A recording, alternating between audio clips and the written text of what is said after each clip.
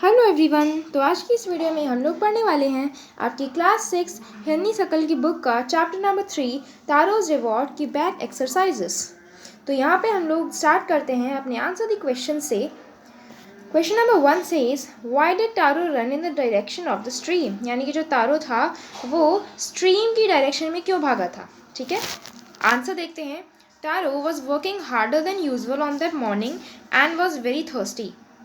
तारो जो था वो मतलब हर सुबह से ज़्यादा हार्डवर्क कर रहा था। क्यों? क्योंकि उसे पैसे चाहिए थे और उस पैसे से वो साके खरीदता, और वो बहुत प्यासा भी था।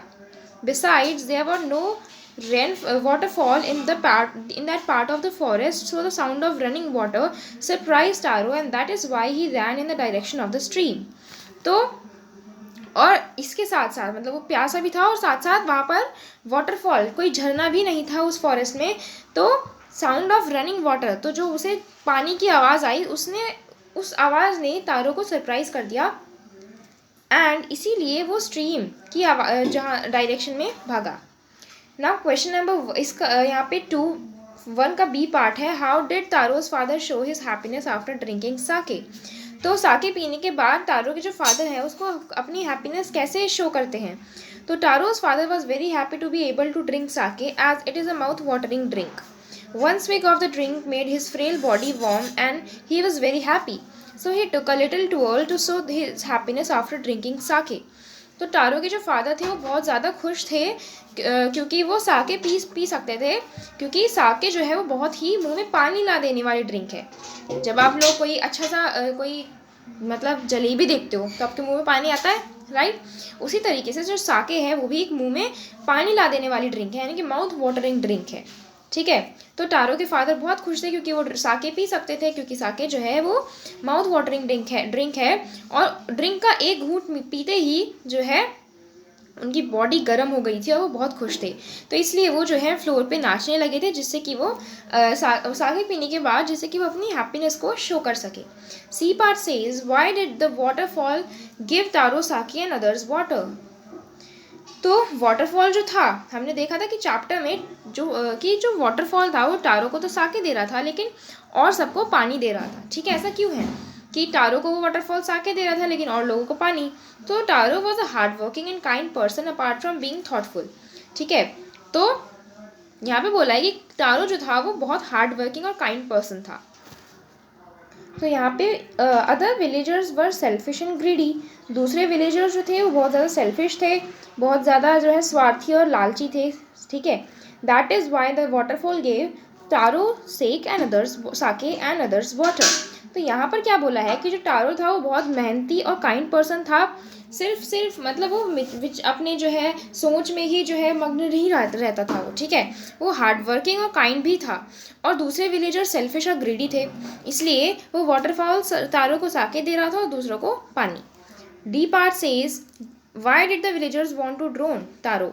तो विलेजर जो थे वो तारो को डुबोना क्यों चाहते थे। The villagers assume taro had tricked them when they could get only water from the waterfall instead of sake as they had expected. At this they were furious. That is why the villagers wanted to drone Taro. तो villager जो थे उनको लगा कि तारो ने एक जो है चाल चली है, मतलब तारो ने उन सबका पागल बनाया है। ठीक है, क्योंकि उन्हें सिर्फ पानी मिल रहा था इंस्टेड ऑफ साके। तो वाटरफॉल से उन्हें पानी मिल रहा था साके की जगह, क्योंकि उन्हें लगा था कि साके उन्हें मिलेगा, तो उन्होंने एक्सपेक्ट किया था उन्हें वाटरफॉल से साके मिलेगा, लेकिन उनको क्या मिला था, only on water and nothing else. तो इसलिए विलेजर्स को लगा कि तारो ने उनको पागल बनाया है, उनको ट्रिक किया है, और क्योंकि जब उन्हें पानी मिल रहा था instead of sake from the waterfall. ठीक है, तो इस बात पर ही वो विलेजर्स बहुत ज़्यादा फ्यूरियस हो गए थे, गुस्सा हो गए थे। दैट इज़ वाई जो विलेजर्स थे वो तारो को डुबोना चाहते थे। E part says why did the emperor reward Taro. Emperor ने तारो को रिवॉर्ड क्यों दिया। तारो जो था वो ड्यूटीफुल सन था towards his parents and also a very kind person. The emperor rewarded Taro to endorse these values. तो जो देखिए अब यहाँ पे तारो जो था हमने देखा था कि बहुत ज़्यादा जो है मेहनती ड्यूटीफुल पर्सन था। ठीक है, तो तारो जो था वो बहुत ज़्यादा ड्यूटीफुल सन था, मतलब अपनी ड्यूटी अच्छे से पूरी करता था, अपने फ़र्ज़ को निभाता था। तो ऐसा सन था वो अपने पेरेंट्स के टुवर्ड्स, और एक बहुत काइंड इंसान भी था। एम्परर ने टारो को रिवॉर्ड किया जिससे कि वो एंडोर्स कर सके इन वैल्यूज़ को, ठीक है। एंडोर्स मतलब आप लोग बोल सकते हो किसी चीज़ की तरफ रहना, ठीक है। तो एम्परर भी मतलब उन्हें पता था कि टारो जो है वो हमेशा अच्छी वैल्यूज़ के ही तरफ रहता है, अच्छे काम करता है, वो बहुत काइंड था, ठीक है, और वो बहुत हार्ड वर्किंग भी था, तो इसलिए यहाँ पर वैसा बोला है। Now question number 2 says Taro earn very little money because Taro जो था वो बहुत कम पैसे कमाता था, क्यों? A option, he didn't work hard enough, वो मेहनत नहीं करता था। B option, the villagers did not need wood, villagers को लकड़ी की ज़रूरत नहीं थी। C option, the price of wood was very low, wood का प्राइस बहुत कम था। आंसर है टारो जो था वो बहुत हार्ड वर्किंग पर्सन था जो कि अपने पेरेंट्स से बहुत प्यार करता था, but as the price of wood was low he never earn much, this led to his poverty. तो टारो बहुत ज़्यादा मेहनती इंसान था जो कि अपने पेरेंट्स से प्यार करता था, लेकिन लकड़ी का जो है प्राइस बहुत ज़्यादा कम था और इतना ज़्यादा वो उसकी कमाई नहीं हो पाती थी क्योंकि वो एक लकड़हारा था, इससे वो गरीब था, ठीक है। B part, Taro decided to earn extra money, Taro ने जो है एक्स्ट्रा मनी कमानी चाहिए, क्यों डिसाइड क्यों किया? A option, to live a more comfortable life, जिससे कि वो और ज़्यादा कंफर्टेबल लाइफ जी सके। B option, to buy his old father some sake, जिससे कि वो अपने बूढ़े पापा के लिए साके खरीद सके। C option, to repair the cracks in the hut, जिससे कि वो हट्स की क्रैक को भर सके, हट्स की क्रैक जो थी उसको रिपेयर कर सके। तो टारोज फादर जो थे वो बहुत ओल्ड थे और बहुत ज़्यादा वीक थे। He suffered heavily during the winter season, वो विंटर सीजन में बहुत ज़्यादा सफ़र करते थे। जो साके जो ड्रिंक थी वो बहुत ज़्यादा गर्माहट देती थी ठंडियों में, क्योंकि वो एक अल्कोहलिक ड्रिंक थी, अल्कोहलिक बेवरेज थी। तो जो ओल्ड मैन था वो वंडर कर मतलब वो हमेशा उस एक्सपेंसिव सी ड्रिंक के बारे में सोचता रहता था, क्योंकि वो गरीब थे और वो जो है थोड़ी सी भी नहीं खरीद सकते थे। तारो बहुत ज़्यादा मेहनती इंसान था, काइंड इंसान था, तो उसने सोचा कि वो अपने पापा के लिए साके खरीदेगा। तो इसका करेक्ट ऑप्शन कौन सा होगा? To buy his old father some sake, ठीक है। आगे है, द नेबर लेफ्ट टारोज हट इन अ हरी बिकॉज, नेबर जो पड़ोसन थी उसकी जो आई थी घर पे जिसको उन्होंने साके पिलाया था, तो वो टारो के हट को, झोपड़ी को जल्दी से छोड़ के क्यों चली गई? Option A, she was delighted with the drink, वो ड्रिंक पी के बहुत खुश हो गई थी। Option B, she was astonish to hear Taro story, वो बहुत चौंक गई थी टारो की स्टोरी को सुनकर। या फिर she wanted to tell the whole village about the waterfall, या फिर वो वाटरफॉल के बारे में, उस मैजिक वाटरफॉल के बारे में सबको बताना चाहती थी। तो आंसर होगा, the sad waterfall suddenly started to give sake instead of water to Taro, since sake was a very tasty and expensive drink the villager wanted to spread the news. तो वाटरफॉल जो था वो अचानक से साके देने लगा था इंस्टेड ऑफ वाटर टारो को। तो साके जो था वो बहुत टेस्टी और एक्सपेंसिव ड्रिंक थी, इसीलिए विलेजर जो वो औरत थी, उसकी नेबर थी, वो इस न्यूज़ को फैलाना चाहती थी। इसका करेक्ट आंसर क्या होगा? She wanted to tell the whole village about the waterfall. Working with language वाला पार्ट देखते हैं। Question number 1, strike off the words in the box below that are not suitable. Taro wanted to give his old parents everything they needed, तो this shows that he was dash. तो यहाँ पे बोला है कि आपको बॉक्स में जो है वर्ड जो है इन द बॉक्स स्ट्राइक करना है, उनको काट देना और यहाँ पर करेक्ट वर्ड्स जो है भरने हैं, ठीक है। तो टारो जो था वो अपने ओल्ड पेरेंट्स को हर वो चीज़ देना चाहता था जो वो चाहते हैं, जिनकी उन्हें ज़रूरत है। तो इसे दिखाता है वो क्या था, वो थॉटफुल था, वो हार्ड वर्किंग था, वो लविंग था, वो ऑनेस्ट था, वो कंसिडरेट था, वो ट्रस्टवर्दी था, एफिशिएंट था या काइंड था। इसका सही आंसर होगा, he was thoughtful, he was kind, he was considerate and he was loving, ठीक है। तो question number 2 says this made Taro sadder than ever, इसकी वजह से हमने लाइन पढ़ी थी चैप्टर में ही लाइन थी कि दिस, इसकी वजह से जो है टारो और ज़्यादा सैड हो गया। तो दिस, यहाँ पे दिस किसको बोला गया है? इसकी, ये किसको बोला गया है?